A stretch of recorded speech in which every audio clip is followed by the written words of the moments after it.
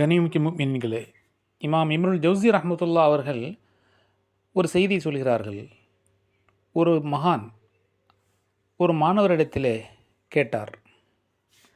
அதாவது ஒரு ஆட்டுக்கு அருகாமையிலே நீ ஆட்டுக்கூட்டம் என்று வைத்துக்கொள்வோம். ஆட்டுக்கு அருகாமையிலே நடந்து செல்கிறாய். அந்த ஆட்டை பாதுகாப்பதற்கு ஒரு நாய் ஒன்று இருக்கிறது. அந்த நாய் உன்னை பார்த்து குலைத்தால் நீ என்ன செய்து கொள்வாய்? மாணவர் சொன்னார், நான் அதை விரட்டுவேன். 2ஆம் முறையாக உன்னை பார்த்தது குறைத்தால் என்ன செய்வாய்? நான் அதை என்னால் முடிந்தவரை விரட்டுவேன். 3ஆம் முறையாக குறைத்தால் என்ன செய்வாய்? 3ஆம் முறையும் என்னால் முடிந்த அளவுக்கு அதை துரத்துவேன். 4ஆவது முறை உன்னை பார்த்து குறைத்தால் அப்போது நீ என்ன செய்து கொள்வாய்? அவர் திரும்ப திரும்ப சொல்லிக்கொண்டே இருந்தார். மாணவர், என்னால் இயன்ற அளவுக்கு அந்த நாயை நான் துரத்தி விடுவேன் என்றார்.